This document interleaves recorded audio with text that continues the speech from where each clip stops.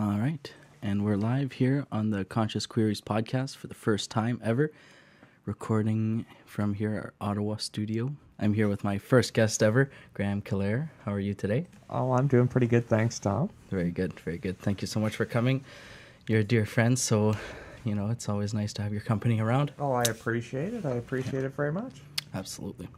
So, this has been a long time in the making, a long time in the works. And it's finally time to get down to the business and having nice, really interesting, maybe sometimes controversial things to say to each other. Oh, well, we all know controversy's not allowed, Tom. Of course. But, we'll start and we'll see where it leads us, and that's all we can hope for. Always so the best way to start. All right, so it's called Space, Time, and Transformation. So what are your first thoughts, especially you with coming from your background? What do you think? Well, actually, an interesting thing is space was never my main driver in physics, but at the same time, I've always found it just to be such a fascinating topic. It's kind of... A lot of physics is so minute in scale, looking at atomic features and stuff like that, but it's almost as if this whole other side of physics is out there, that whole interplanetary scale, that just the sheer enormity of it.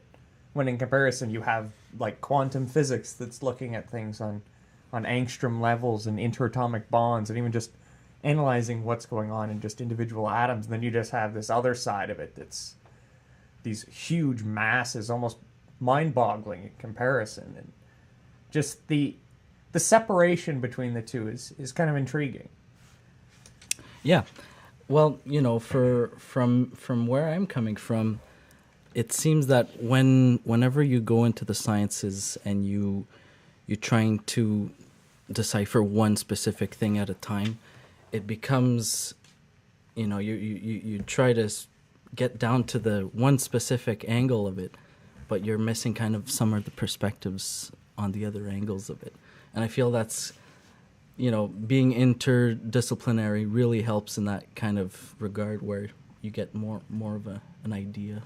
Yeah, it is kind of interesting seeing stuff like that. Like, there's a lot of jokes that you'll see going around on the internet. For example, during a normal talk that you'd go see, a visiting researcher, it's like a graph of comprehension over time, and it starts off pretty high.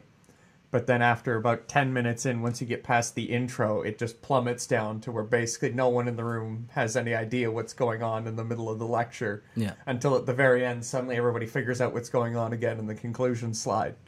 Because a lot of these talks, though interesting and very intriguing research, a lot of times are very niche in a lot of ways. The title is almost overly complex and long to the point when it's very specific field that would be interested in it. Yeah. Well, I guess that's kind of the big dilemma of what we're trying to do here is kind of go after those big questions and those big answers, because, that's kind of what we're all here for. That's kind of our telos. Aiming big, aiming for the stars. Aiming for the stars. You can only go down from there, and there's no problem with that. That's what the whole endeavor with science is trying over and over. Even if it fails, you keep trying, and that's how we progress. That's how we ever achieve anything. You only have to get it right once for it to work. When you're inventing new things, when you're doing new things. Edison or something that everyone always attributes that quote. It's, I didn't fail 900 times. I found 900 ways that didn't work. Yeah. Or something along those lines. No, that's a terrific example. That's a terrific example that, in the endeavor of science, there's not really... people will maybe make fun of you, or maybe they'll disagree with your hypothesis, but sometimes you just have to go for it and see where it goes. And, sometimes you just have to find a good hill to die on. Yeah, talking with one of my coworkers, he was giving some advice going into my master's, and he was basically saying, sometimes you just have to be stubborn with your ideas.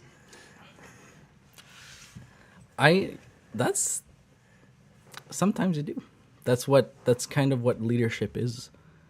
A lot of what leadership is showing a strong face, even if in the face of problems, even in the face of threats. But at a certain point, it does become a detriment to your own people and to your own system. So you kind of have to come up with the best system where you have to be stubborn, and you have to, when you're doing NAFTA trade agreements, you're doing, all sorts of negotiation. Sometimes you have to know how to play your cards. You have to know how to do all those things. So Yeah, definitely. we always say we don't negotiate with people who threaten us, of course. Yeah, bullies. Until that's the only alternative, and they have what we want. So then we do it what we want, right? Yeah. So that's kind of the scenario that's going on. Yeah, it's definitely, there's no black and white when it comes to that kind of stuff. A lot of the times, yes, you do have to, if you have that feeling and you have that opinion, and you really need to kind of stick to it for a while, but at the same time, you can't let your blind belief in something stop you from accepting evidence that's occurred later on. You see a lot of that kind of stuff with even like the resurgence of certain what happens is diseases. Some people get really attached to certain ideas, and then that's exactly what happens. They get really into it, and they say, no, it has to be real. It has to work. And then, you come along with new evidence, and you say, well, no, that's not the case. That's exactly what happened during the crop circles when they were debunking these people, saying, oh, yes, this is definitely aliens. And they were like, actually, these people have admitted to doing this last night, so it's been done by humans. Yeah.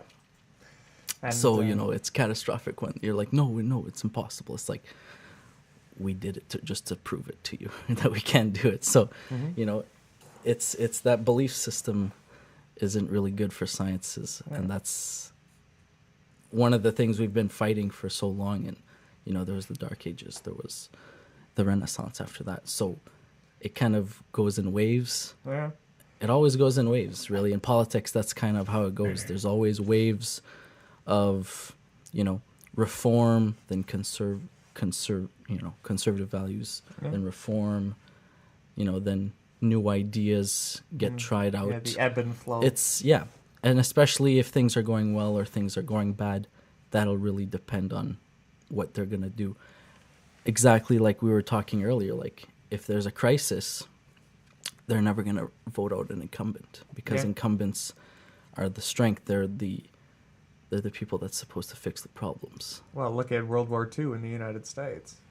Every time there's conflicts, every time there's famously the president that exceeded the term limit because they wouldn't throw a president out in the middle of a war.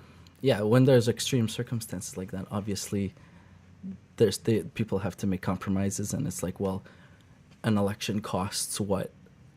Hundreds of millions of dollars in Canada, in the States billions. So it's like, well, that's maybe we'll postpone this one. And not to especially that everybody's too busy. Nobody's got time for an election, especially not and it's, people working in government. You need to have unity in these kinds of situations. That's exactly it.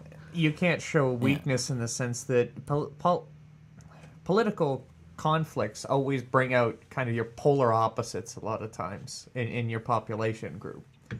And bringing attention to that in a time when you're trying to unite people behind a common idea is just asking for destabilization almost. Yeah.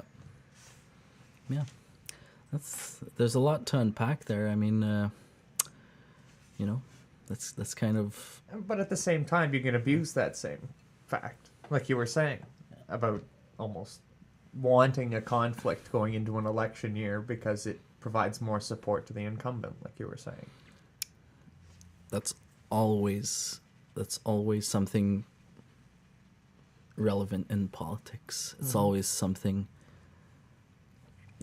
Do we have the numbers, Mason? We always do. We have the numbers. That's exactly when you call the election. The motto of politics. Polling, king of politics. It's. I really like the perspective that I've gotten from politics, being on the ground floor, being inside the rooms that made the Liberal Party, that made Justin Trudeau who he is. In the gear house. was a really interesting experience. And then now I've seen the ins and outs, and now I'm ready. Oh, you're ready. I'm ready for the next step, And which is this podcast. I can't say I disagree. I'm appreciating the opportunity, at least.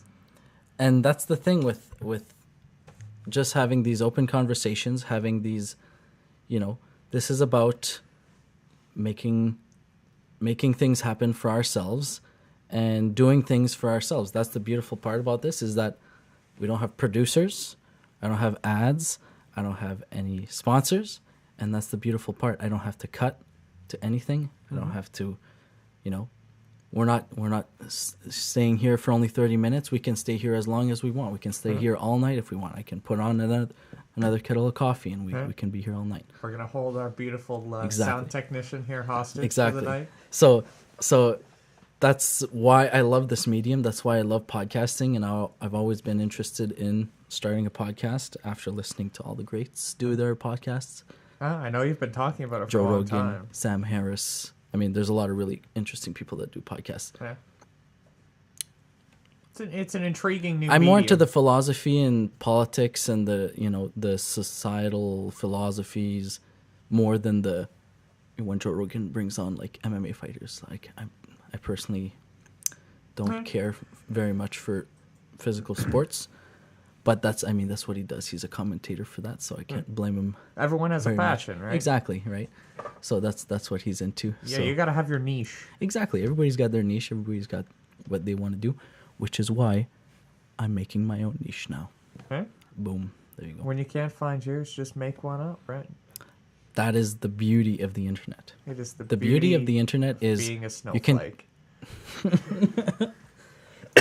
Of course. No. But that's whenever people tell me, "Oh, I can never find, people that are like me. I'm so weird. It's like you've been looking in the wrong places. Mm-hmm. You better go look on the internet, because you can find dozens and dozens and dozens of people that are pretty similar to you and like the same things as you. Don't you and pretty are even much more have to weird than give, you. like a parental advisory every time you mention the internet nowadays? You just told someone to look for something, Tom. Something bad's gonna come of that. Of course. I know. It's the internet. We'll put disclaimers in the bottom. Just the bottom right hand corner. Put disclaimers. What's the How are we minimums? doing, actually? How are we doing? What do you mean? People watching? Yeah. There was someone talking a second ago. What about us on the view screens? How's it looking? Good. Yeah. Yeah, as my face started melting. Yeah. Just when you're switching back and forth. Yeah. Okay. Yeah, that's cool. It's All right, looking we're good, good. actually.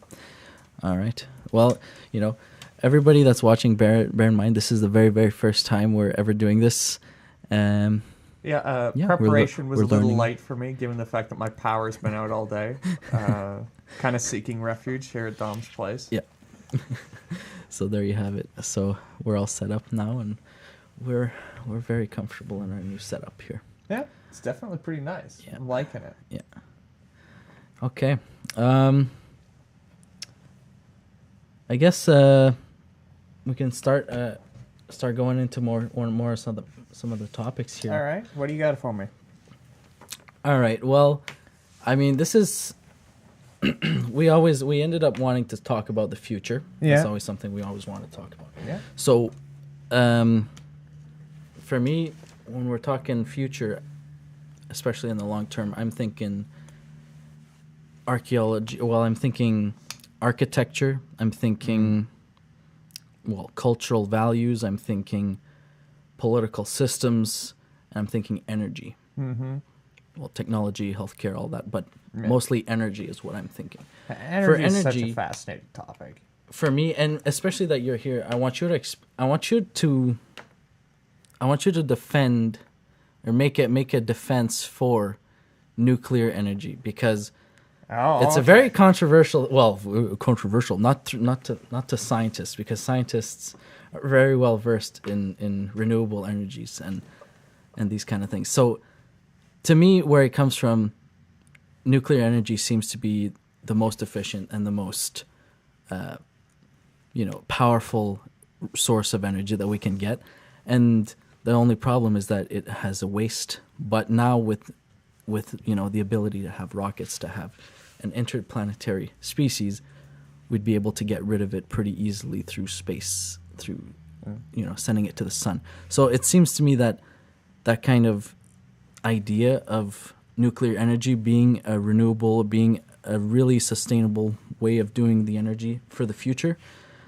I mean, what's stopping politicians? What's stopping kind of the institutions of doing that process? From what I've seen, there's a whole series of things that happened because there was kind of the glory days of nuclear fission when they were building tons of reactors across not just North America but across the globe. But after a couple incidents around the 70s, you had Chernobyl, 3 Mile Island, 70s and 80s, I believe, around that time. But both of those really scared people a lot off the idea of nuclear fission.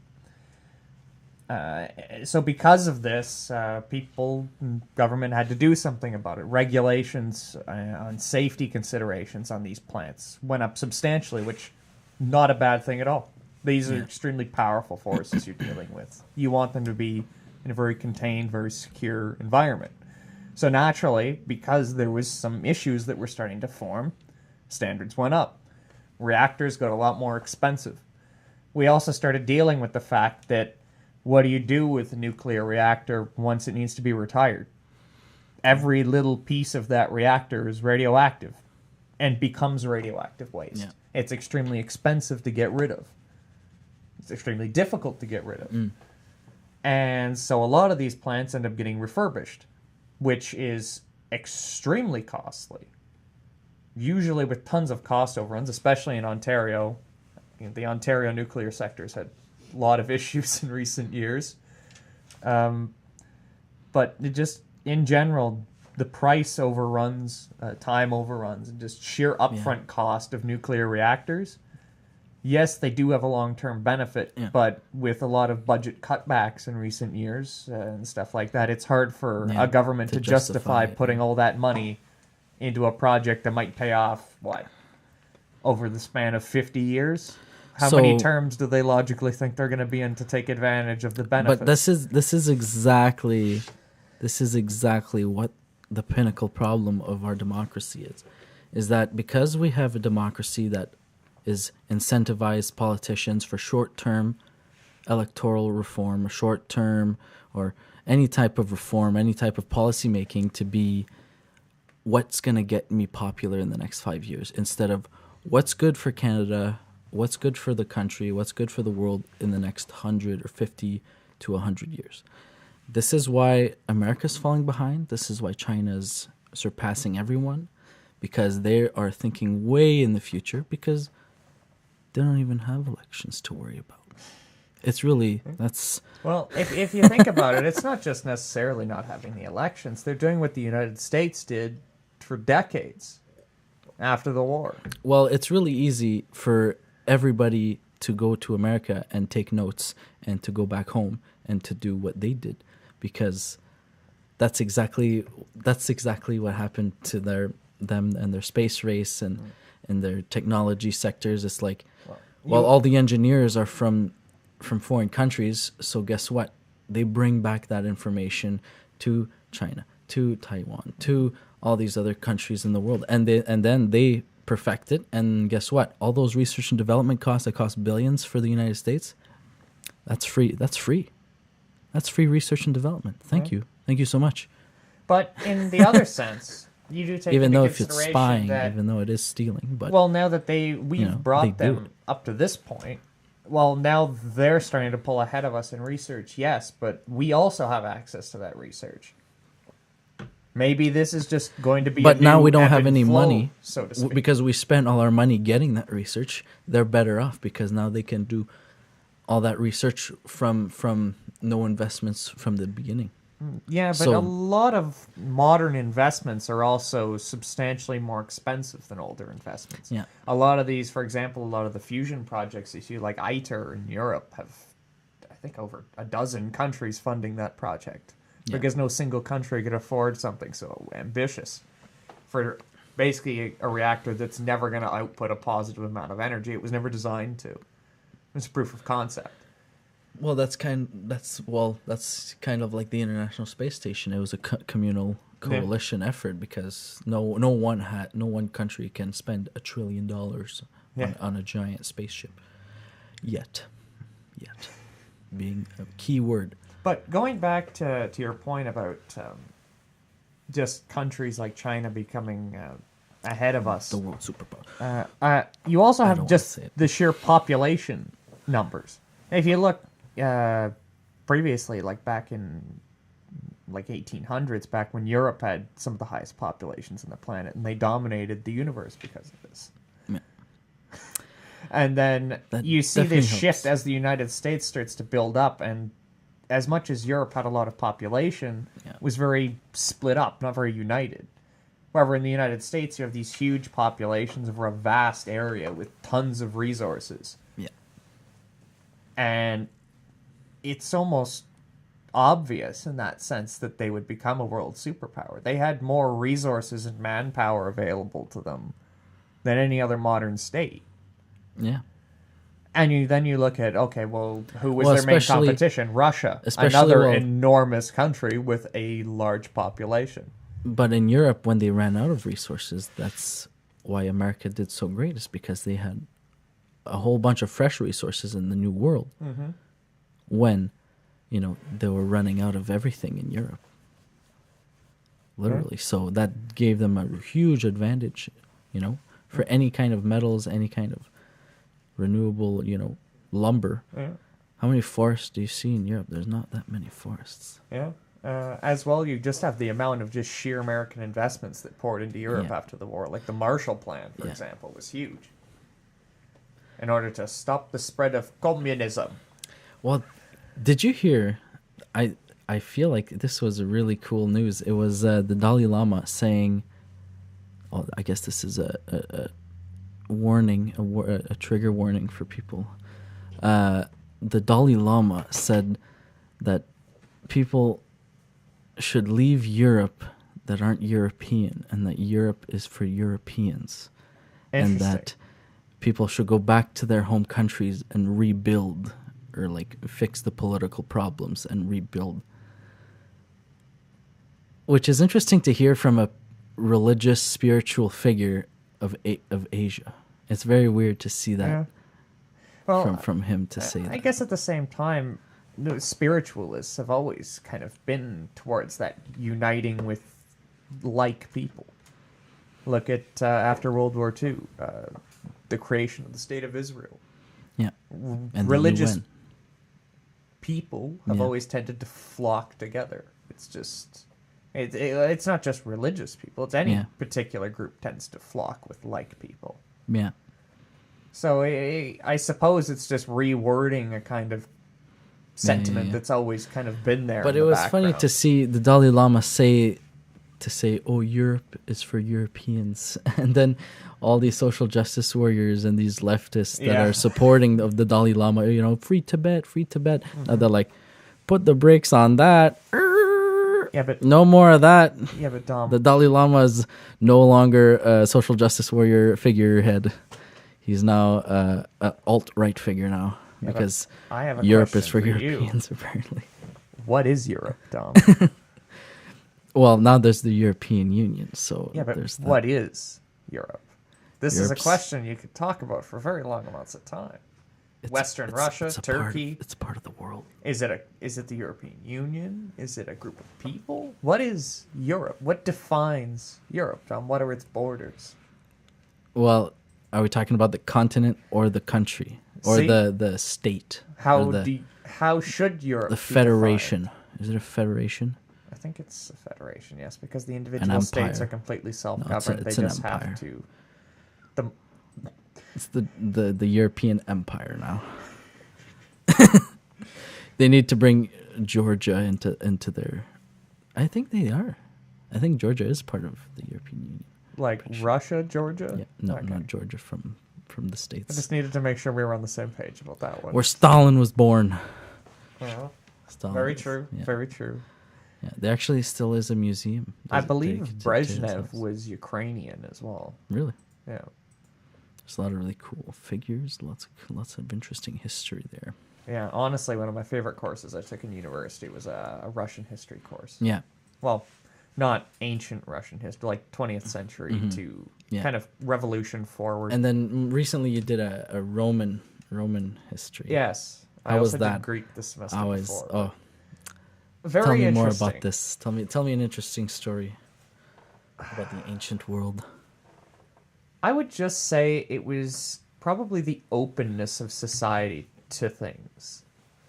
Just in the sense that people just kind of did whatever they want. There wasn't the constricting social norms as much in a lot of respects. Were there taxes? Pretty sure there's always taxes in one way or another. So it wasn't a paradise. No, I'm just kidding. There's always going to be taxes. Taxes are a part of paradise, But Tom. taxes are definitely part of paradise. There's only two things that are eternal or inevitable, and that's death and taxes. Death and taxes. Yeah. Oh, and don't And worry. We'll one tax. does not exclude you we'll from tax the other. whatever you got left in your bank account. Yeah, What's depending on the country, there can be different laws regarding inheritance, right? Inheritance true. tax and stuff Yeah. like that. Yeah, that's there's a lot of actually. I always hear people talk about when their loved ones die in Mexico.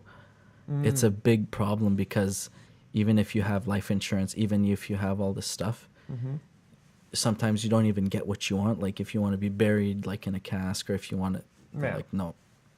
They burn you and they put you in an urn. They're like, here's a bucket of dust. There you go. Have a nice day. That doesn't sit well with a lot of That'll be religions, $500 from what I US, and that's or you can pay $15,000 for a private chartered plane from Mexico, Cancun to. Do you Toronto, have 15 Pearson. grand in your back pocket there, Dom? Is that how you afforded all this audio setup here? Well, this has been Optical. Been in the lab accumulating too long. over a few months' paychecks, but you know how it goes. The package master. Amazon is very dear to me. Please sponsor me. No, I'm just kidding. We don't want any sponsors. Can't say that, Dom. They're in trouble for worker things. Oh, who's not in trouble over something? Probably some local business somewhere. No. Well, that's why they're boring. Nothing's going on in those businesses. Dom, that's not very political to say that local businesses are boring. Local businesses are the backbone of our community, and we must respect them. Oh yes, but of course, yes. We must defend this position so that we remain Party line. party line of I don't know the people's All parties. the people's party. All parties. You have to support the small businesses. Well, if you say you don't support small businesses, I think it's like so you don't support. Well, I support exclusively Walmart. Yeah, please, exactly. You Please support- sponsor us. only Walmart and Amazon. Yes, But then- and Amazon. But then what happens when Amazon and Walmart merge together into one copious company? Oh, you know what? This is already in the talks. They're already talking about this. Yeah, probably. It's going to be Jeff Bezos and whoever owns Walmart Industries, the Rothschilds, will be scheming over the next plots. But it's funny. I really like the idea, or well, it mesmerizes me. It mesmerizes me that people, I mean, phones are already there, but people willingly put frickin' microphones in their house. They put microphones in their house. Hello, Alexa. Hello, Alexa. Tell me what's the weather like today. What are my appointments? Tell me what I need to think. It's like, why would you, and then, why would you do that? Why would you put yourself in a position where Efficiency. things, Efficiency, Dom. why do they think the AI robots are going to take over? It's because you're not cautious. It's because you're letting, when you're not using your computer, turn it off. You don't need to leave it on when you're not using it. Why would you ever turn your computer off? That cuts like a solid 10 seconds out of your life when you boot it back on. Oh Dom. my goodness. Yes, very valuable time. But that's Think the of thing with the all Alexa. the push-ups I don't, you could have done with you know, that time. do I really need a machine to, oh, you know what? I need some Tide Pods. I need some Tide Pods. Alexa, order me some Tide Pods on my Amazon Prime list. Is that really necessary? Thankfully, they have a disable can't- function on that. You can't have this and a piece of paper and write a list on a piece of paper. Some things I like. I like it old fashioned. Uniball, please sponsor us. You make great pens. They are the best pens in the world. I cannot get them. I have to buy them by the box now because they don't even sell them. I know. I think I bought like a pack of 12 I of know. the black ones recently. 12. They only sell them in 25 for the purple ones. Oh yeah, the purple's Yeah. probably The purple is my favorite. You got to get the bulk because it's less common. Exactly. They don't make these as often. This is Yeah. more exclusive, I suppose. Yeah. Oh yeah, I forgot about your singing bowl.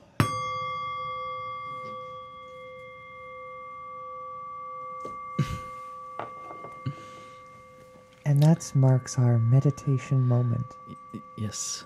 Get your chakras all in line. I'm sorry if I've offended you with the spirituality thing. If you have your chakras, Add that to disclaimers on the bottom right. yeah, disclaimers in the bottom right. If you believe in crystals, you're probably I whack. think we're gonna need a list of things that we need to put a disclaimer about. I mean, I can believe in a lot of things. I can go out on a limb, but there's no spirits in rocks. There's one thing that we can be sure about. I don't There's know. no- Asbestos is pretty scary. It could be a ghost.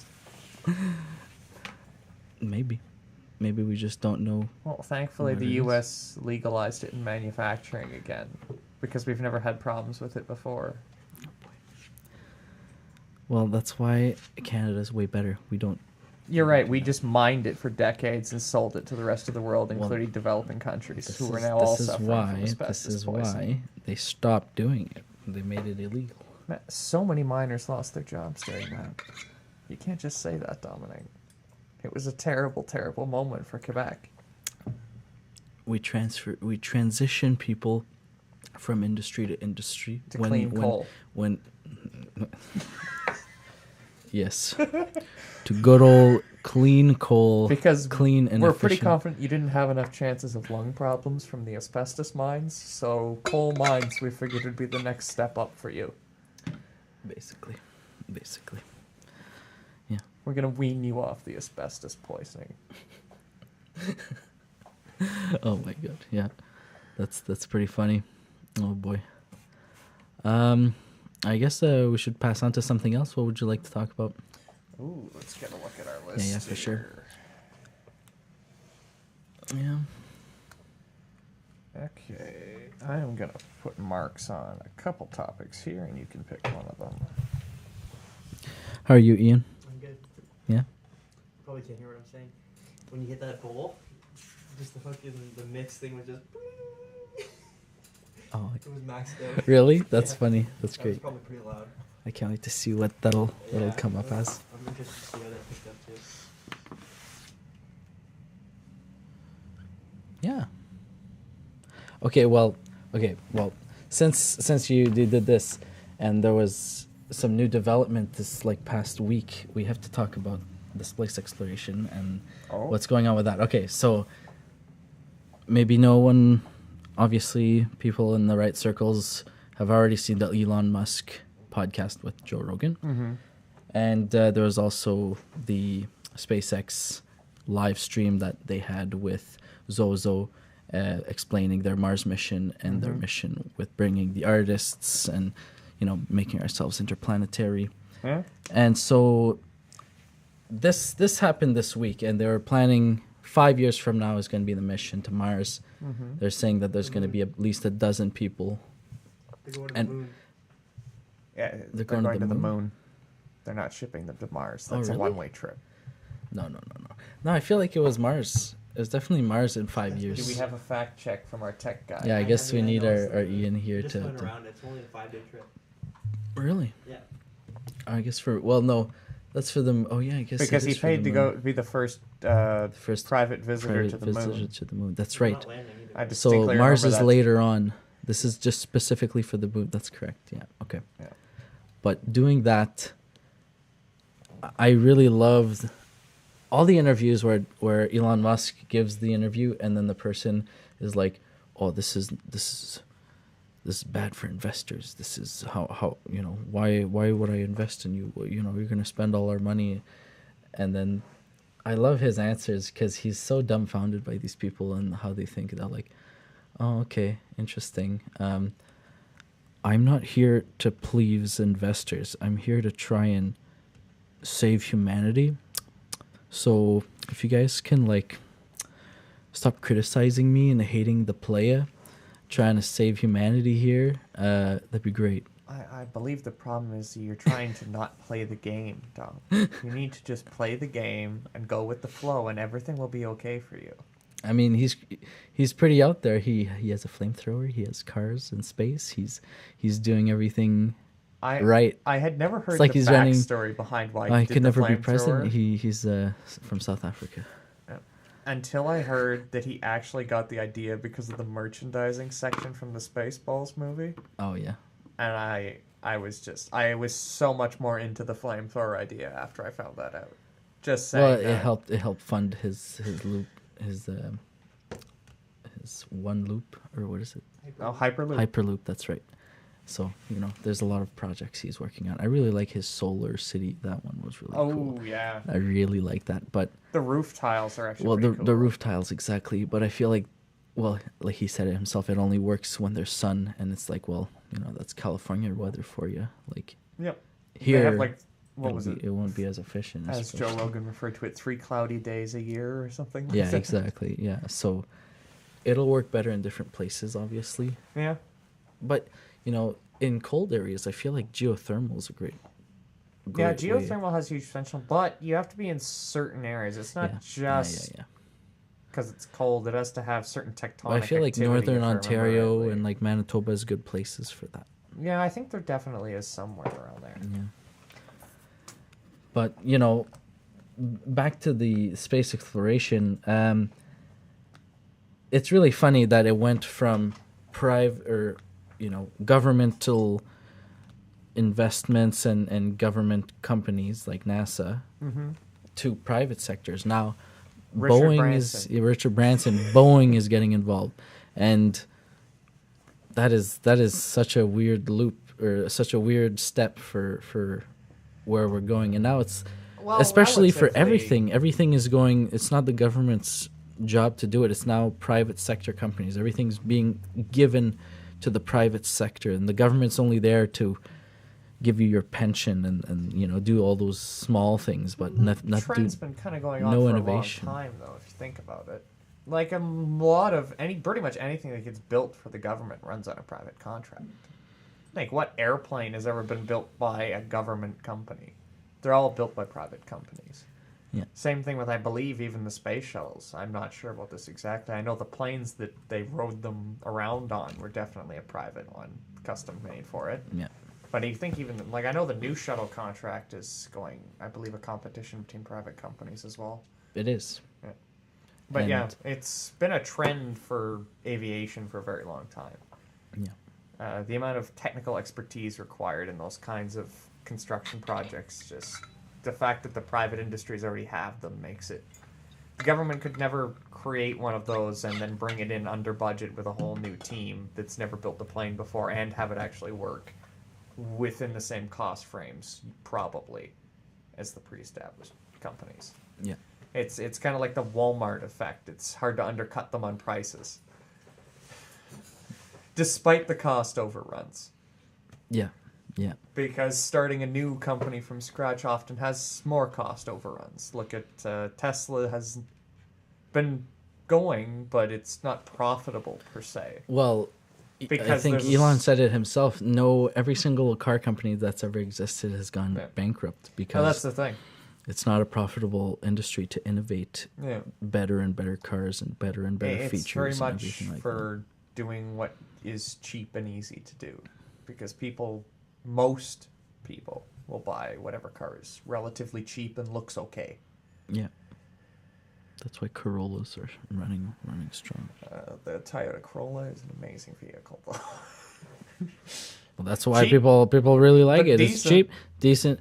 That and a Civic. A Yeah. Corolla and a Civic. And I believe Toyotas are actually made here. Yeah. Some Toyotas, at least. Yeah. No, is that Hondas? It's definitely Hondas. Oh, they have still. I think they have some Toyotas They still have some here as well. some car factories here. Yeah. Not as many, but Well, yeah, that's why the There's a U.S. few. is threatening us with auto tariffs. yeah, isn't that great? We're taking advantage of America, apparently. Yeah.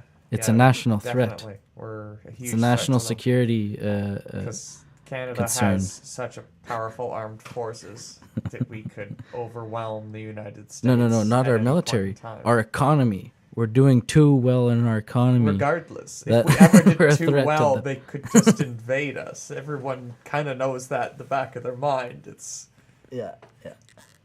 what would we do? Say no? Oh well, no. Let's be honest. If anything would happen, it would be over in an afternoon. Mm-hmm. They'd come here in a chopper with one piece of paper and A a la pen, Anschluss. and they'd say, here's your seceding papers. You enjoy it. It was a good run. 151 years. It was a good run. Maybe in a couple hundred years we'll make you a state. When you've grown up. It would be terrifying, but Who knows? Maybe we'll get statehood before Washington, D.C. does. well, it's their capital. Yeah, I don't know. There's a lot of weird politics in the It's because states. there's like a rule It's a that lot they of can't weird- have it in a state or something. I can't remember the details. A lot of but- complicated things like that. Yeah, because they wanted control over the legislator of the city, and they wanted the political control of the police force in the capital itself. They didn't want any government like The- here. the Here it's founding crazy. fathers were very much into Is it- isolating yeah. government in a lot of ways. Well, look at our parliament here. It used to be the RCMP, the OPP, the Protection Services, and the Secret Service, which are for like the VIPs. That's 4 different organizations on 4 different channels, like radio channels. It's pretty complicated, and that's why things fall through the cracks, is because they're all on different channels. They're all doing their own operations and own jurisdictions, and when their jurisdiction ends, the other ones begin, and people jump lines like that, and that's how problems arise. That's how things happen. Do you remember how much less security there used to be on the Hill before that attack a few years ago? Now there's like 3 times as many. And even in Manitoba, the Manitoba legislature used to have no security whatsoever. Now there's There used to be like one RCMP car that would drive around Yeah. at night. Now That's- there's like 5 Yeah. all the time. and hopefully hopefully they're able to stay safe and make sure that everything's okay. And for the most part, everything on the Hill is always a good time. It's never gotten out of control not recently. really. So yeah, I mean, I feel like they've learned from that mistake. They've learned from that situation, and now they've improved their system. They've had a chance to see their real reaction time. Yeah. And that's kind of one of the things you learn, is you don't know how really prepared you are until a certain scenario like this happen, where you have, Mr. Prime Minister, you have to get in this closet and hide. What? I get in the closet. Get the chairs. Put the chairs and the desk on the door. And it's like, this is what? This is what we're doing.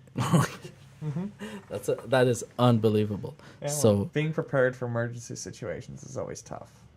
yeah. But having measures in place and being ready and being like, it's easy to say, oh, is this really happening? And people freeze. People, the fight or flight or freeze, and most people freeze more than anything else. So, in those moments, you need people that are trained and that are always ready for that moment where it's like, this is it. This is a real moment where, it's a life and death scenario. So you have to really That actually be reminded prepared. me of an interesting anecdote tied with nuclear energy that you were talking about earlier. It's, Sure. It's about Fukushima. When that plant had its... I'm not sure if it was an actual... Was it a full meltdown? I can't remember the exact details of it. But the nuclear incident that occurred at Fukushima. Yeah, after the... And I'm probably butchering the Yeah. pronunciation of Yeah. that, so I apologize in advance for that one. But essentially, they had these pressure release valves on the reactor containment vessel. And how a nuclear reactor works, you'll have the reactor inside a casing that's inside a containment building. Okay. Now, the release valves were on the containment vessel inside the building. Yeah. And essentially what it was is if the pressure in the chamber got too high, they could release these valves to release the pressure so that it wouldn't explode. Now, the design is great in theory, except for in practice, when you're in a meltdown situation, the pressure on the outside of the vessel in the containment building is extremely high, just as high as on the inside, which means that these valves that were designed to open by a pressure imbalance were stuck closed because of the high pressures on the outside of the vessel, which essentially means that in an emergency situation where they need to vent pressure, the pressure in the room is too high in order to vent pressure. As well as you Wow. have the fact that That sounds like a flawed in the design. yeah, it's those kind of things where you don't really predict kind of emergency problems that will happen until they're happening. Yeah. Another one was the fact that essentially all of the electronics in this building ran on a particular type of battery, the type of battery that powers your car, the car battery. Yeah. Now, the Japanese government had tons of these batteries in stockpile, but because of lack of emergency preparedness plans, they ended up, actually, I believe they sent the shipment of the wrong kinds of batteries, which led to nuclear energy workers running out into the parking lot and taking car batteries out of their cars in order to turn on the dials so that they could see what the pressure readings were in the reactor vessels because they didn't have any proper replacement batteries. So you literally had an entire nuclear power plant running on car batteries from the parking lot. I love that there's like no, safety measure to the extra safety measure just in case. There's none of that. There's The thing get your batteries, guys. There was a lot of them, but they just didn't fall into place because of the chaos, because of the double natural disaster. Yeah. It's kind of the whole best laid plans until everything goes wrong. Yeah. And it's very similar in almost all of the nuclear disasters that you can think of. The big three, the Chernobyl, 3 Mile Island, Fukushima. Yeah. It's always very particular flaws in the design that clearly created the problem. Like 3 Mile Island, building a nuclear reactor near a fault line is probably not the best idea because of And all of geological Japan is instability. on a fault line. Yeah, basically. So you have the same issue there. You also have Chernobyl, where the reactors were known by the Russian government to be extremely unstable under certain conditions. But you can't tell the people that we designed something imperfect. So just tell them the reactors have a perfect safety rating. And then Sounds like The when Simpsons. Chernobyl decided to essentially what they were doing in that reaction was they were doing a power down situation where the plant loses power. Very similar to what happened in Fukushima. Yeah. And they were testing to see if the energy in the turbine that's being spun by the nuclear reactor would keep it spinning long enough to provide power to the coolant until the backup generators would come on. Okay. And essentially what they had to do is they had to run down the reactor to a certain level. And they had to run it at really low power, Yeah. which they weren't told makes the reactor extremely unstable. It was a very large size reactor, and running it at low power, it was not designed to do that. So what ended up happening is they stalled the reactor. It essentially shut off. But they were in the middle of running a test. So they had to get that reactor going again. So they pulled all of the control rods out of the reactor. Now, if you're not familiar with nuclear technology, the control rods are essentially there to absorb neutrons, which allow the nuclear reaction to take place. So essentially, less control rods means more fission. So they basically pulled all of them out of the reactor, except for, I think, a few. There's usually hundreds of them. And so the reactor started shooting up in power. And it started shooting up too fast because it was unstable in its low energy state. And then this is where the next problem comes in, is the control rods actually had fissionable material on the bottoms of them. So when they went to scram the reactor, all of the control rods were lowered into the reactor, which causes a lot of more fissionable material to suddenly enter the top of the reactor, which sends a reactor that's already spinning out of control even farther out of control. So just a huge series of poor designs and just poor safety communication. Like, for another example, is they never even had a fire drill in the plant prior to the time when they turned this reactor on.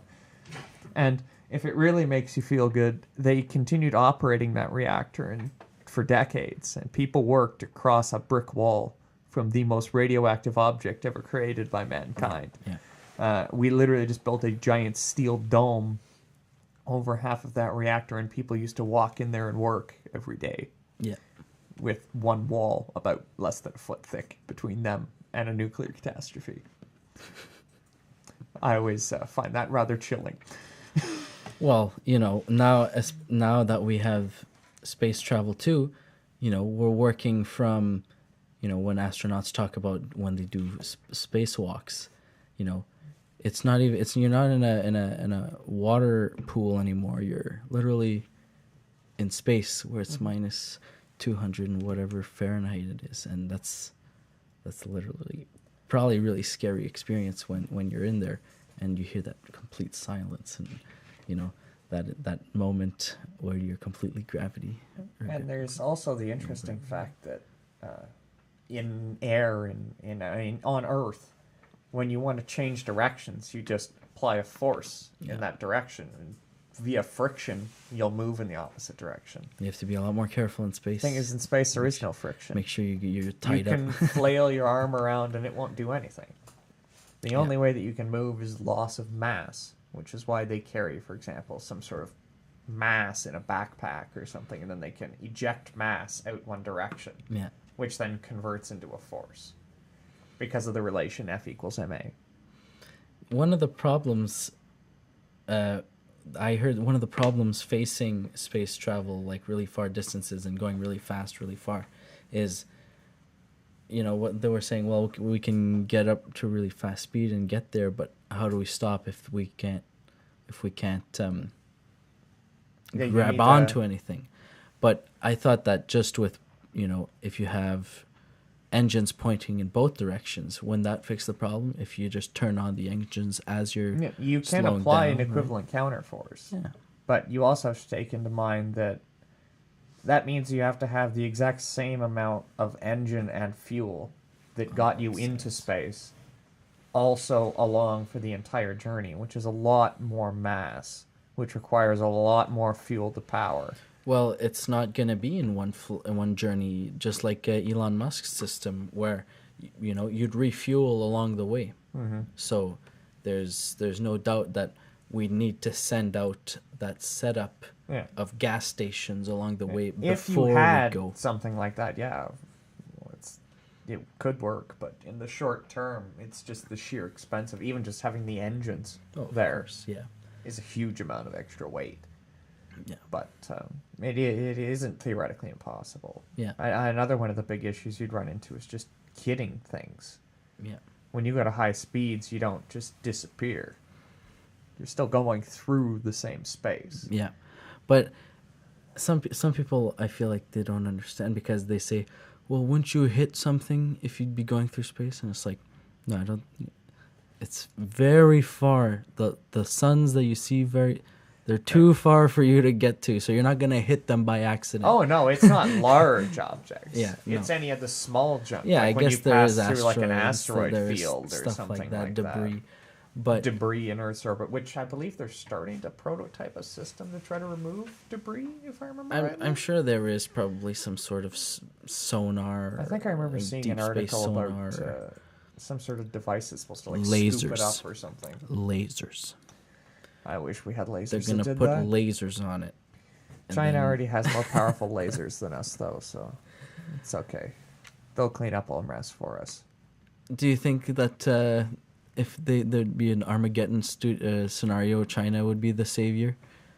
They would just laser it out of the world. It'd be like the Earth would be like the Death Star At this point in time, with the laser. you would need a huge multinational effort to create something like that. And I guess it would have to be lined up perfectly too. They would have to be at on the right side of the Earth at the time where we. I guess it would go around. Because you see, even with modern lasers, the majority of the power doesn't come from the beam itself. You can stick your hand in the middle of a laser beam and it won't hurt you. But if you focus it onto a surface, it can cause air to start turning into a plasma, theoretically. You can just in open air. And then if you put it on a surface, it can cut into it. Well, but it's all about the focusing. The I beam remember, itself is a lot lower power. I forget which company it was. There was a space aviation company. I think even in Canada, they were doing tests in Canada, where it was Aurora Borealis, or getting plasma energy from Aurora Borealises. And they were saying that if we can get some way to get plasma drives or plasma engines, it would make it a lot easier to have that kind of technology and make it more feasible and more efficient, because plasma is a lot hotter than, any other engines that we ever have. So I heard that was going on maybe like 4 years ago. I heard that was going on. So I don't know where it is The issue now. with plasma is very similar to the issue you have with fusion, and it's the sense of containment. The Yeah, that was the containment problem. costs of containing a plasma are huge. And just the physical size of what you need in order to contain a plasma. Well, I guess is that's the huge. biggest dilemma for people building rockets and building those things. It's like, well, how much energy per weight and how much propulsion per containment do I have? Or, It's the same it reason gets why so we don't hot. have nuclear-powered planes. Yeah, that wouldn't be very efficient, would it? Especially if I believe there they was 2 crash landed. prototypes made. One of them was made by the United States, and the reactor didn't actually power the plane, but they put a reactor in a plane with lead shielding and everything. Wow. And it was just... What happens if it was crash a landed? nightmare. What happens if it crash lands? It wouldn't explode, No. but... Well, that's... There'd be radiation, though. Yes.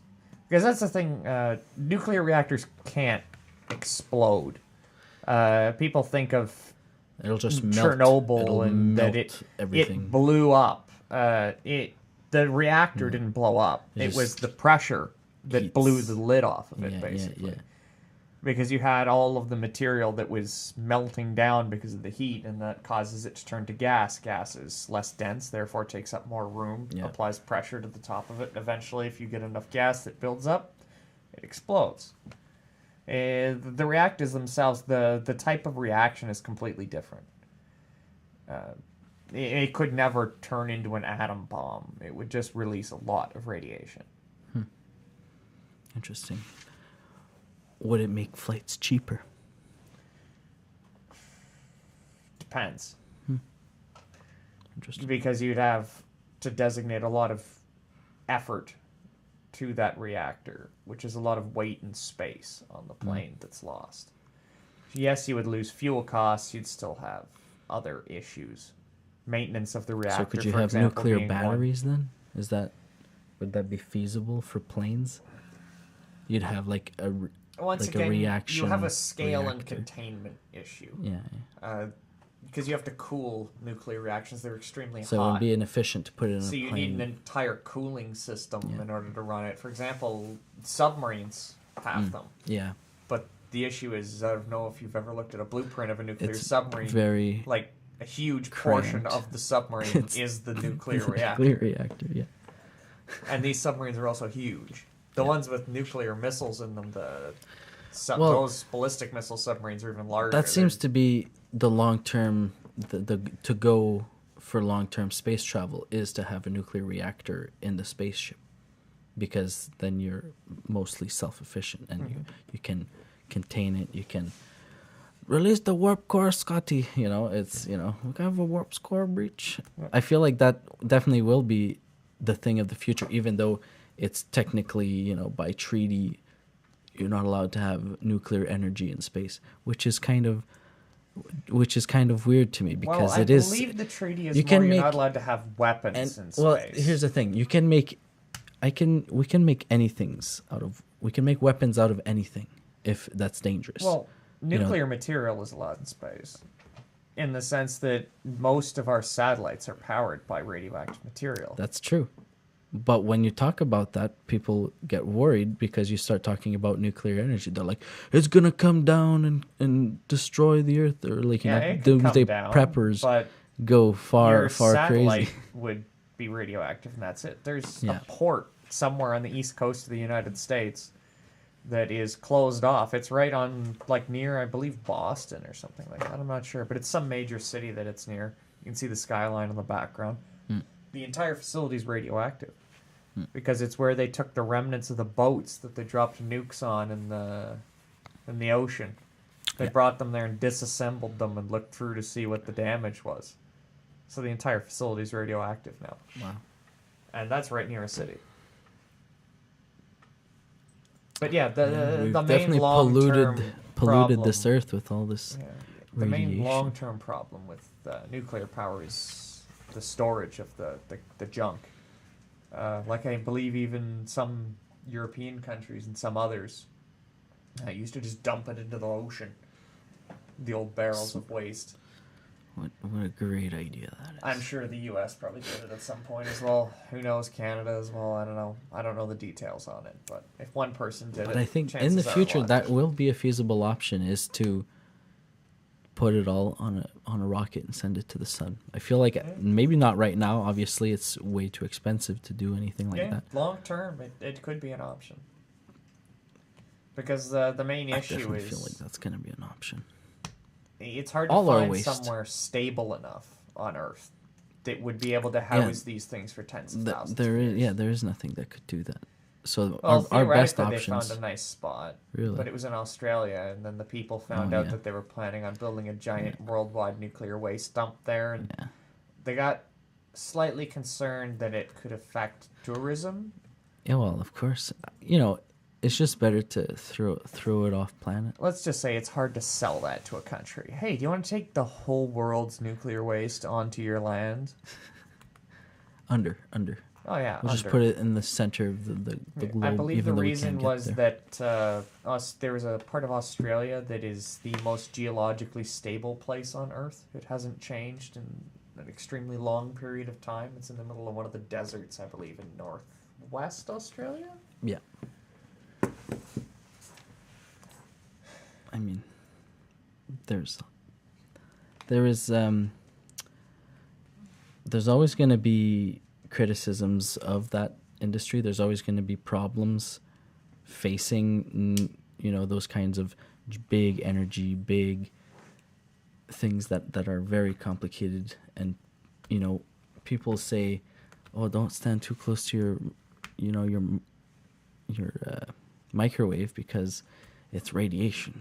Because it's got radiation. It's toxic.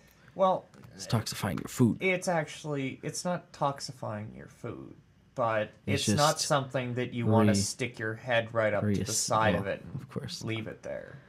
But it's something about water molecules getting heated up because of friction or something like that. Essentially what it does is it provides energy on a wavelength that essentially resonates with the H2O molecules, which causes them to start moving, and an object that is moving heats up, releases energy, essentially in the form of heat, because of different losses. That's why we call it nuking our food.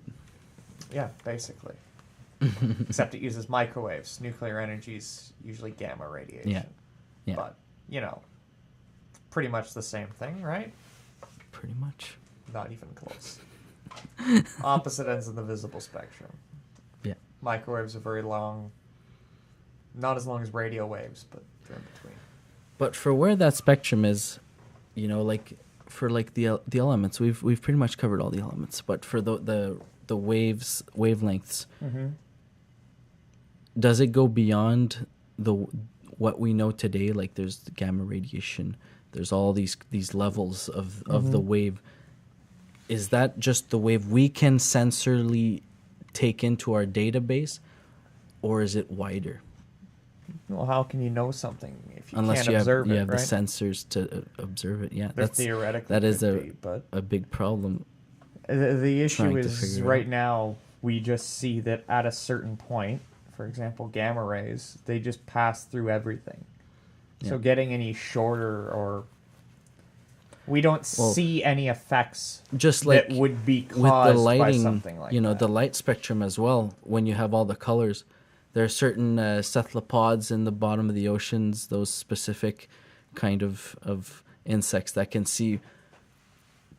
I think they have like 16 retina cones in their eyes, so they can see radiation rays. They can see all sorts of different like UV rays, and Yeah. it's like that must be 'cause I incredible. believe we have 3. Yeah. And, you know, it'd be unbelievable. Even butterflies, they have more than we do. So they can see more colors and more you know, input than we are. Just like a lot of birds have geo-tracking inside. They have like a GPS inside their bodies. They can actually see the Earth's magnetism, and they can see... That's why they know exactly where they are, and they can go back to their nest that they were born in 15 years ago. They can do that because they have a GPS inside them, and you know, that is an extra sense that we don't have. We definitely don't have that It's one. actually kind of interesting. I was reading something that you actually have some people that have an extra cone in their eyes, I believe, that can see more colors than normal people can. That's interesting. I think it's like tetrachrome Well- or something. But I always, you know, whenever there's always really interesting subjects and experiences that can't be explained, and so it's kind of like to explaining someone.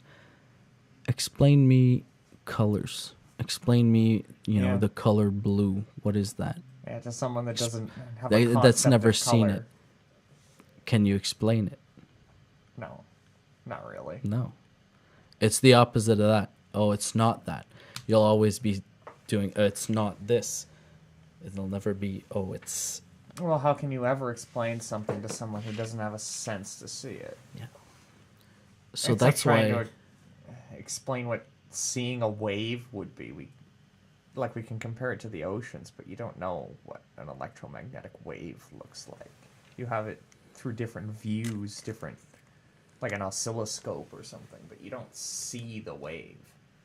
Yeah. It always boils down to waves. Particles and waves for some reason. In every system, in electricity, in every aspect of sciences and the world, it comes down to waves for some reason. Well, it's the fact that what is the world made of? Particles, and how do we see it? Waves. It's pretty much the two. Well, why is the matter like this when I knock it? What do you mean? If it's 90% empty, you know, why is my hand not going through the desk as the theory holds? Because there's forces. We're not holding technically those- touching. It's Yeah. Because the there's edges. forces holding that table together. The atoms are connected together to form a solid. yeah. They're in some sort of structure.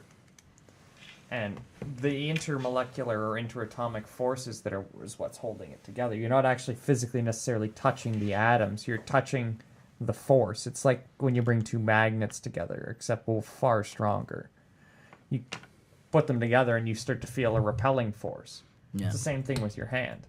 Yeah. When you get too close to the atoms, they're bonded together. You feel the repelling force from it. Liquids have less strong bonds than solids, which is why you can push your hand through it, but you feel resistance. Yeah. The air, it's even less dense. Technically, there's resistance there. There is. You definitely notice it when you're going high speeds in a car. Yeah, try having the wind going really fast at you. You definitely feel it then. You definitely feel it when you're skydiving. Yeah. Because But then yeah. you can't even hear anybody So talking. it's all beside you. just about the forces between the atoms, essentially, because you're not actually touching anything solid. No. You're just feeling the force of what's there. So does that mean this is all like a holodeck? You know, the object's only there to meet where my hand is. You know, this is just a treadmill. We're in a simulation inside a simulation. Is that the case? Well, from just the particle argument, you can't say that. No. But from what I've seen, it's very hard to prove or disprove being in a simulation. That's what I love. It's very much a hypothetical. It's a hypothetical. For us. For us. Right now. And I guess until we figure out spirituality and metaphysics, we won't really have any answers. But Well, it's I always guess fun to ponder. It's always fun to It think. depends on what kind of thing you view as being an answer, right? Not everyone views one answer as being as good as another person. It also depends how deep you want to go with your answer. Sure. But I feel like the truest knowledge or the truest answer will be indisputable. And what's that saying? If the truth can be spoken as to be understood, then it will be believed. Meaning, if the truth is so perfect, that it's the singularity of perfection, it will be undeniable the second you hear it. It's like a gospel. It will be a gospel in that true sense of the world, where the second you hear it, it will be undeniable, because you will be enlightened to that knowledge of truth, or to that, the final end, the final piece of the puzzle being put into place. I feel like that's kind of the hope of spirituality and metaphysics, and people's hope for the spirit and the aspect of the afterlife and all that kind of theology. Yeah, I guess depending on how you frame the word enlightenment, you can even generalize that just to being able to discover anything. Like, you'll have people that disagree about things that most scientists would view as being common sense, but it's not necessarily just because they want to be wrong. They truly think they're right. It could just be more of an issue of not having the kind of background required to understand the topic that's at hand. So let me ask you this: being in the sciences, how do you make sense of your own work, your own career, I guess, and your impact from the standpoint where you're finite? There's millions of books to read, millions of studies that have been done. Where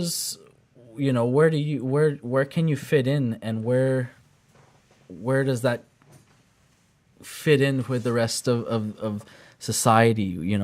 What do you make of that? No, that's one of the true great tests in science. It's always said that your contribution is what you discover times how many people use your discovery. Kind of saying that, okay, well, you might manufacture the cleanest coal of all time, but if no one uses it because they've already moved on to something else, then your impact is relatively low. Mm-hmm. Versus if, for example, you were the first person to ever design a solar panel. Look at Einstein's Nobel Prize for photovoltaics, the essentially basic technology behind the solar panel. But it's always based off of other things, right? It's always thanks to other people. It's always built on the shoulders. That we've gotten all the way up to this. Photovoltaics was never designed to be a solar panel. It was an effect that he noticed, which, interesting, you get a lot of people that don't seem to realize that he didn't get it for relativity, etc., etc. He got it for the photovoltaic effect, his Nobel Prize. Mm-hmm. Ironically, and then it ended up becoming, look what, solar panels, everything that uses photovoltaics, your solar watches, so many things. And it's an incredibly important thing, not to mention all the other applications of the photovoltaic effect. But yeah, it's the kind of things where it's not just the fact that you did something new. It really is how it fits into kind of the grand scheme of things. And not everyone's research is going to do that. Not every paper gets hundreds of reads. There's a lot of papers out there that get read very little. Yeah. Doesn't mean that necessarily what they did isn't important, isn't new. And it's really, as long as you can find some sort of research where you're doing something new, you're doing something that's interesting to you, that's something that you have a passion for, that you want to move forward, and what you get out of is just the pleasure of having brought that forward. Well, and that's what I really like. I like the idea of that academia where you do it for the knowledge, you do it for the discovery. But then, you know, it seems that with modern academia, that's been lost. It's been more about, you know, how many publications do you have? How many, you know, studies have you published in the last year? And it's become very career-oriented and not as much about the philosophy, not as much, you know, the theoretical science. You're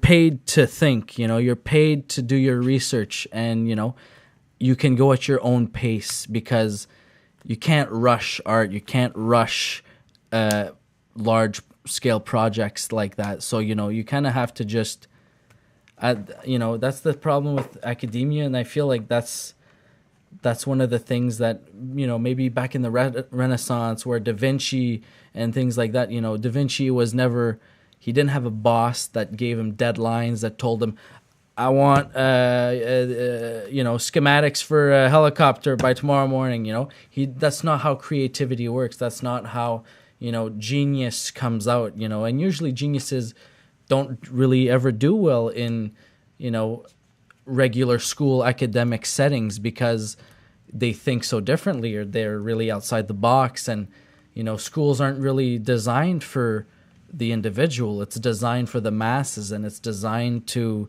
standardize and, you know, take the uniqueness out of you and make you as Joe Blow standard as possible, so you're culturally bound to your ideologies, and you know, you're indoctrinated into the society you're born in and the politics you're born in. So, you know, I feel like that's the negative side of academics. And maybe, you know, it would be really cool to have a class of academic people that are, you know, kind of like artists. They're paid to do their work, to do their research, to do that kind of really important work, but not doing it through private sector companies, and doing it through, you know, back in the day, kings and queens and emperors would hire courts of astronomers and you know, alchemists and you know, all sorts of, you know, even magicians and stuff like that. They would go into the metaphysics too. And, you know, that's kind of where that Renaissance came from. That's where all this really, not always practical, but really interesting knowledge came from. It's not, you know, and that's the thing. Practicality shouldn't always have to be the first application, you know. A lot of really cool things, a lot of really important things have come out of, you know, well, we did it just because, or we did it because we got bored, you know. Why did somebody go into a giant hot air balloon and thought that was a good idea? You know, things like that. You know, you just got to do it for the art of it. And then out of that, you have really cool things that come out of that.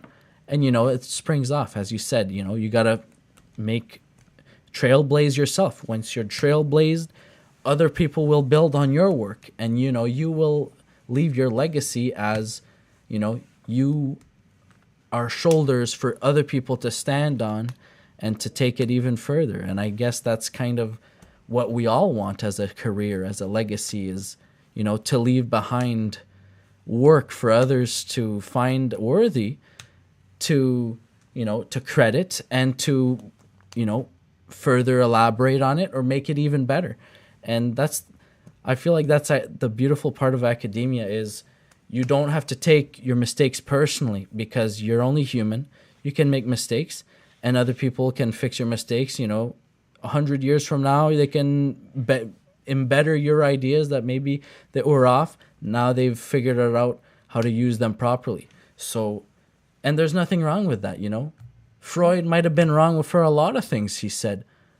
He'll be remembered for the things he was right about. But, you know, there's always going to be people in history that make really bold claims and make really amazing contributions that are always going to be underlined, that people are always going to find, you know, that's their inspiration. And, you know, I have a lot of my own inspirations, a lot of really cool, really, you know, thoughtful people that think beyond themselves, that think beyond, you know, they're, you know, the most interesting people to me are people who are, you know, selfless, people who care more about the world and don't care about, you know, being vulnerable, and care more about the positives and what comes out of it. You know, and there's always going to be negatives, but you always have to look at the positives and be in that mindset where I'm going to contribute everything I can and learn where I can learn and, you know, do the best that I can. And that's really all we can do at the end of the day. So, yeah. Another thing I'd just like to point out is that there's an interesting thing is that it's not just the fact that there's no more people that just kind of invent for the sake of inventing, and that whole... There is funding out there that once you become a certain level, you can essentially research whatever you want with the right grants. A lot of... But that's the very few individuals that get those you also very have to take specific into consideration that scenarios. there was an explosion of people going into science after the Second World War because of increase in investments. Prior to that, the reason you owed only these people that were very almost artistic, as you put it, was the fact that they were the only people that did that. For example, Einstein never had any students. He was his own guy. Well, because all he did was his own thing. he didn't want to get... well, you know, when you're that genius, then, you know, you definitely get to do whatever you want and get the positions you want. But that's but how now a lot of it used to be. The sciences are now trades. Now it's specified trades that are really in demand right now. So the thing that I just wanted to point out is that it's not necessarily that work never gets done, is that work is being done on the same pace that it always was. But everything around it, all the lesser, slow, small improvements have been accelerated incredibly rapidly. You still do, every once in a while, get someone that does something radically new. Yeah. But I just find that it's not necessarily that it doesn't happen anymore so much as you haven't gotten as fast of an increase in that type of science as you've seen in other smaller fields, so to speak. It's just a matter of when you have so many people, and it's so many people doing it, you don't have only the geniuses doing it anymore. You have just average people that are just, it's a career. Yeah. There's just when you have a sheer increase in numbers like that, it's... Oh, we just hit an hour and a half.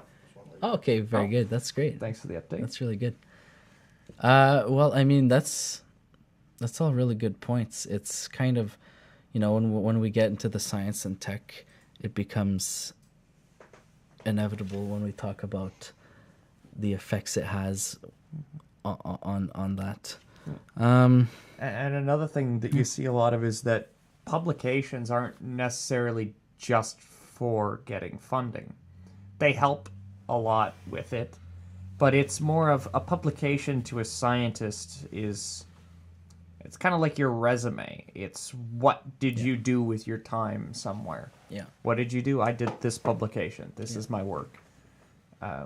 So like in some careers it might be, oh, well, I performed in this movie, or I worked on this campaign, or I worked with this person. Yeah. For scientists, it's, well, did I publish this? And I published with this group, and I had... with this professor. And I worked with these people. Yeah. It's your own... It's the scientific version of your web of influence, essentially. Yeah. Every career has it. It's just in science, it's... You make your mark before someone else makes your mark, essentially, because there's almost always not just one person. Once a field's been opened, a lot of people start working on it. Sure. So when you sure. do something new, you publish it when you can, so that someone else, okay, well, there's this paper that comes out now.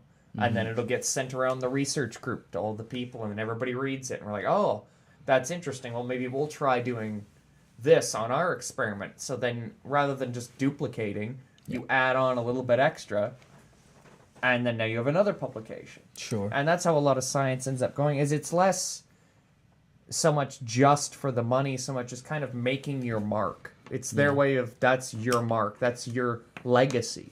Is Why all do your people want to publish a book? Yeah.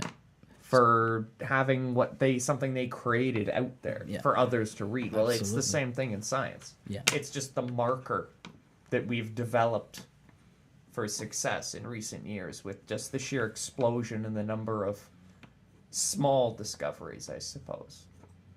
Well, it's always getting more and more specific because, you know, obviously when you improve, you're always going to, you know. You can't write a PhD thesis on F equals MA anymore. No, exactly. Newton already did it's that. Done. It's done with. Move on. You gotta do the next thing. Yeah. But it's always the next thing that's always going to be the hardest to find, right? Yeah. It's always trying, you know, whenever people try to map out their careers or try to map out their lives, they look at other people's lives and then they try to like reverse engineer their life into their own, or they try to like... Yeah, the amount of times you get the friends nowadays, you're probably getting it as well, seeing all the people getting married. Well, yeah, of course. Well, it's like happily ever after, you know, you're setting your life up the way you want it, obviously, but sometimes you don't get to choose more than sometimes life hits you, but for the most part, life kicks you in the butt. Yeah, for sure. But for the most part, that's what you get.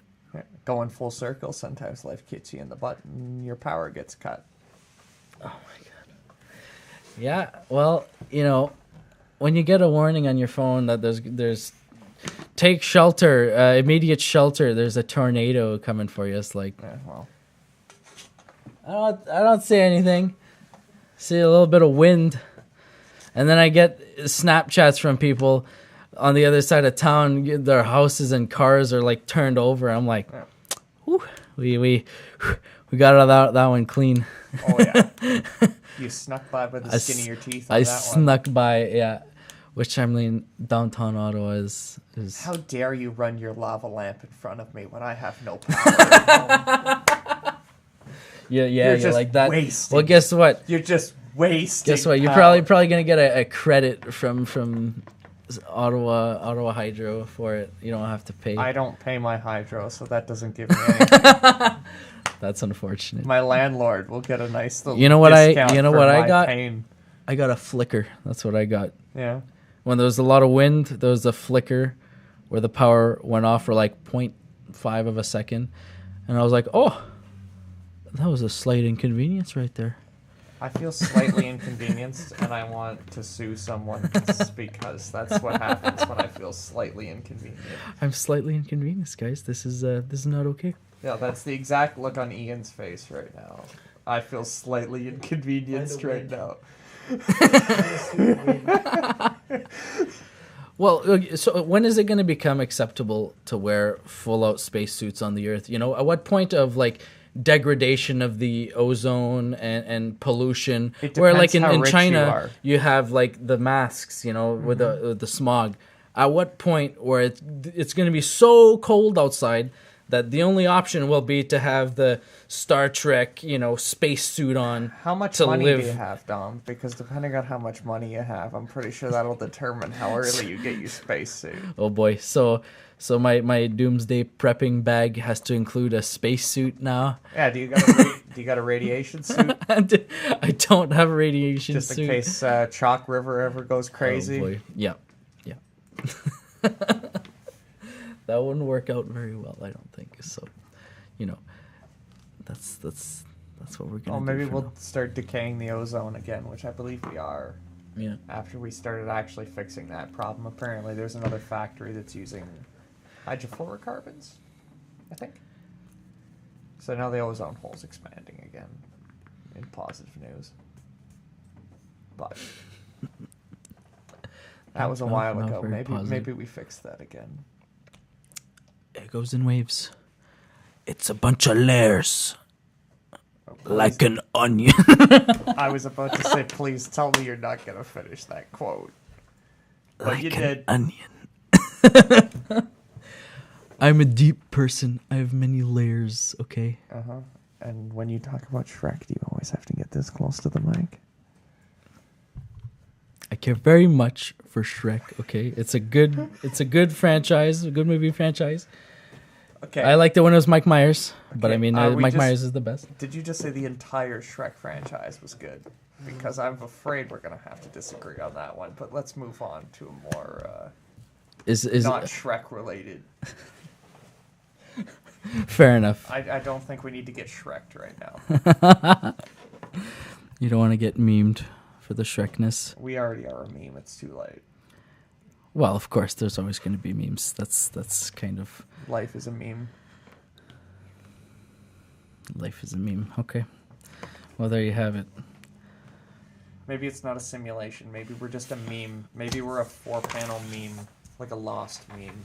Yeah. Pretty much.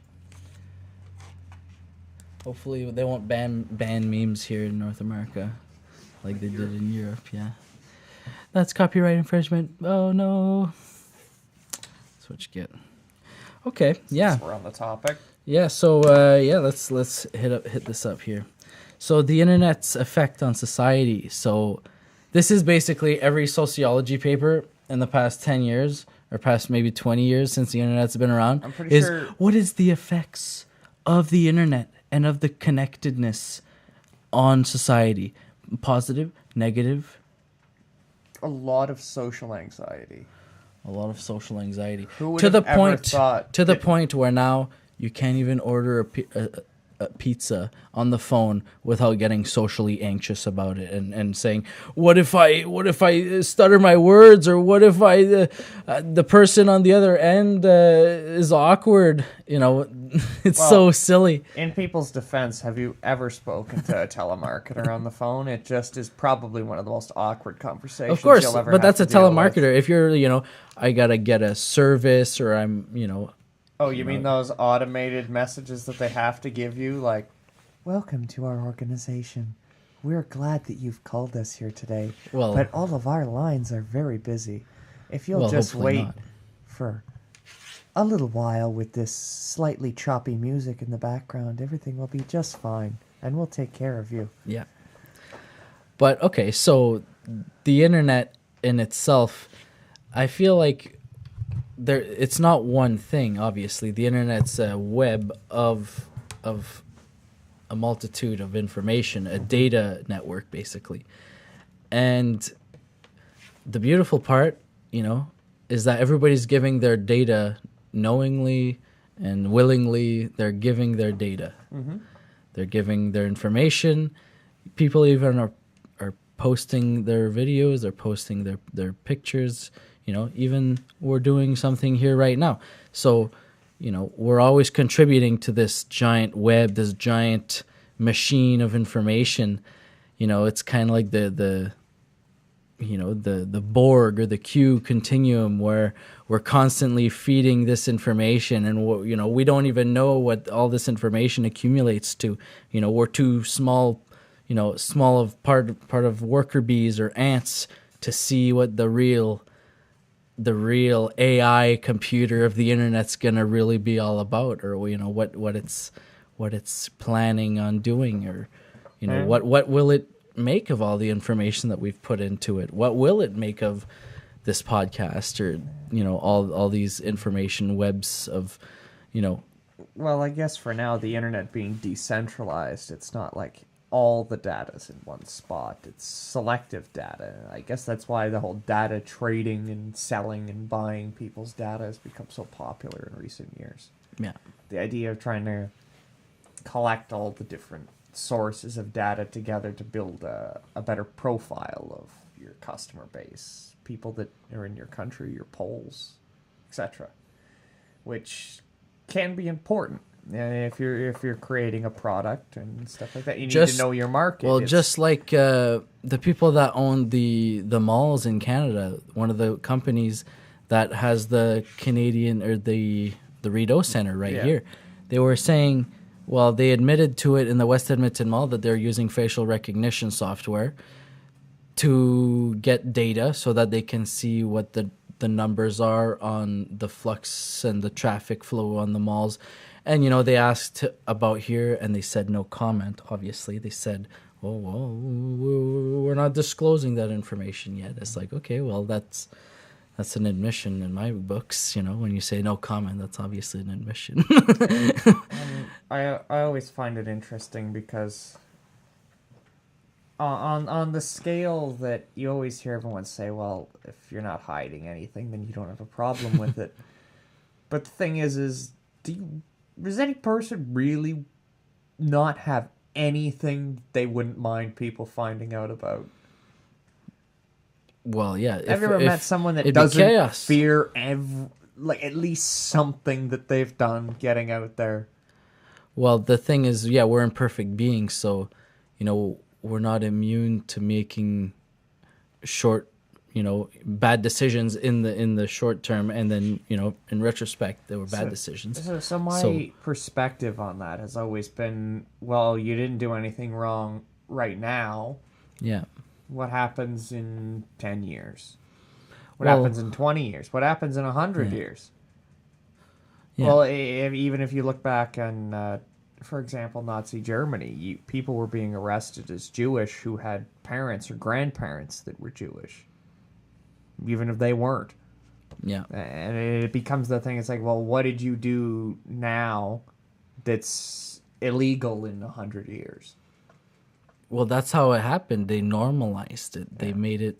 But So- to me, it's the idea that with so much of ourselves being out there, even the smallest things that could become undesirable could lead to a substantial amount of people theoretically having that attached to them. And that's always been my perspective on that. Well, you have nothing to fear. I always like to add, you have nothing to fear yet. Well, okay, so that's what the left political parties and left ideologies, that's what they do, is they use other people's victimization or vulnerabilities to, they use that to, oh, well, where does your right to free speech begin, where it offends somebody's, or it offends their ideology, it offends them. And it's like, well, that's always been their argument for the left is, oh, well, we're doing it out of the goodness of our hearts. We're doing this out of kindness so that okay, so we're shutting down free speech for kindness and so that we can suppress controversial, anything that's undesirable to be spoken about, or uncomfortable. Even uncomfortable is like, no, But I we're not suppose at the tolerating same any of time, you get the same thing from both sides of the aisle. The right is just as bad when it comes to privacy invasion as the left. They It's take not like- turns. They take turns on the chariot on top. They just have different ways of essentially giving the reasons behind it. Yeah. The right, it's often for security. The left, it's often for, I suppose you were describing it, peace of mind, in a way. It's for that safety. It's to keep They your both bubble. kind of are different forms of safety. One of them is more physical versus the other is more emotional, but they do play to kind of the same aspect of it. The whole thing is, yes, we want to protect people from, hate speech, but that's the thing is that we can't suppress speech or make speech, control speech, especially the state, because, that's exactly how it starts. It always starts that way. It always starts with, this is for the good of, everyone. This is for your safety. This is for your benefit, that we're taking the dictionary and taking words out of it and telling you how to think, because if you control the narrative, you control what people say, you control how people think. And that's So the victor, Yeah. they get to write the history books. and you Pretty know sure history would look a lot different if World War II turned out the other way. and that's the thing. The And not- victors would have written the books, and it would And not in the sense you of know. it would be different since then, obviously. yeah. I'm just talking about previous history, how we would discuss older issues even would be completely different depending on the ideology of who writes the books. Because everyone does have a bias. As unbiased as we try to be, we all do have a bias inherent in the fact that we haven't experienced everything from every possible angle. We all have our own perspective you that are we have. always limited to your perception Yeah. of the world around you, and you Which don't is have an why you have to infinite be aware of perception. that. But I mean, that's all you can really, that's all you really have, and that's all you can work with. So, you know, you have to make the best out of the situation. And, you know, the politics, you know, has changed so much since World War II that it's kind of hard to grasp, you know, all the, you know, the 20th century was you know, in the span of time, the 20th century has been one of the most interesting centuries ever to occur because of everything that happened, the speed of everything, you know, from being able to fly planes, to drive cars, to the Industrial Revolution, to now our politics is changing. And now, you know, the old systems, the whole social contracts are breaking down. Globalism. The barriers are breaking down.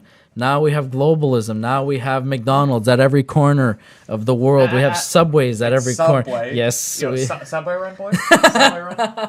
no. Sponsor us, Subway. Oh, God, no. We're going so- back to this now. So, yeah, you know, globalism was kind of unavoidable. It was an unavoidable, you know, side effect of the Industrial communication Revolution, revolution, I would communication and Industrial Revolution, where we, you know, well, that sprang off from agriculture too. That's where it all really started, from city building, agriculture. And when we had that surplus, that's when we started playing around with our politics. Yeah. We need to build walls now to protect the women and children and all the food. We're going need to build the greatest wall. yeah, around our little town. You know, that's how it all started in organized little towns at the very beginning of the hunter-gatherers of humanity. You know, and there's always really cool, interesting stories in through history. And so hopefully through this podcast, we'll be able to analyze a lot of these really cool stories. We're going to be able to go through all these really cool figures, historical figures, and stories that changed humanity and changed who we are and has made us, you know, who we are today. And we'll be talking a lot about that in the next podcasts for sure. I've seen some of your list of possible guests, and ambitious. I like it. Well, you know, you have to start somewhere. You have to aim high. Yeah. And you also have to work your way up too. So Aim for excellence, right? exactly. So, yeah. I mean, on that note, I feel like we've done a pretty good job today. I feel like we're doing pretty good. I feel comfortable wrapping this up. How do you feel? Yeah, I definitely am pretty good with that. I All right. have to get some sleep. Got a I lot of know. work to do tomorrow. I know it's you know, it's interesting to record this later in the evening, It's but probably best. it's Isolates even more exactly. sound, right? so in conclusion, where are you leaving us off with? Oh, Space, time, big trends, words. trends. let's see. I would say that the future is yeah. what we make of it, right? Yeah. I find that as much as it can be easy to be pessimistic and etc. Well, we've had a lot of bad times. We've worked through a lot of bad times, And look how we've made it so far. We've done a pretty good job we've of it. almost killed ourselves quite a few times. But you know what? What doesn't kill you makes you stronger, right? Maybe we'll come out of the other Theoretically. side of this able to breathe CO2. And the world will be a happy place. Evolution is a weird thing. Absolutely. Well, you know, a lot of what you're saying, we got to be positive. It's really interesting, even though a lot of people say, "Oh, well, things are looking really grim right now." You know, it's really, the truth is, We're living know, in the greatest greatest time that it's time ever ever. been to be human. no one's ever had this luxury that we've have. No one's had this amount of access to information, access to communication, and you know, all these tools that are so amazing. And you know, it's all the potential of using those much tools. potential as we have for bad things to happen, we also have more potential than ever for good things to happen. Exactly. And I find and that it's all about making that toward dwelling on you the know, negative side of things is, everyone has their own way, but it's not it's a waste of necessarily time. productive. Yeah. It's more fix what you can. Fix what you can and improve what And needs to be improved and progress. There's a as lot much of as you things can. out there that we can do. It's just you gotta move in the right directions. Yeah. And hopefully we'll keep doing that. Yeah. Well, it's been a pleasure. All right. Well, thank you so much, Graham, Well, for thank you coming for having on. me on. It's always a pleasure. Always a and, pleasure. You know, this has been a great talk. So I want to thank all our viewers. I want to thank Ian for being our techie for this podcast. And Should yeah. we shank Nick? Oh yeah, and I also want to give out a big thanks to Nick Balkasoon. He's been there since the very beginning. He's been helping me a lot with the audio tech and a lot of those kinds of aspects of this podcast. So really big shout out to them. We didn't bribe him with Krispy Kreme donuts. We didn't bribe him with Krispy Kreme donuts. We kind of did. They melt in your mouth. Please sponsor us. They're really delicious. Please. Hashtag spawn. Hashtag ad. I mean, I drive all the way to Montreal just to get Krispy Kreme donuts, so don't you worry. Ladies and Don't you gentlemen, worry. your ad could be right here. Yeah, Right at the end of basically. this talk show. So this is the first one. So there you go. We're gonna keep going, you know, to 900 episodes and beyond. So stay tuned. I wish you all the best. Thank you very much. All right, we'll take it off the air now. All right. So thank you so much. Take care.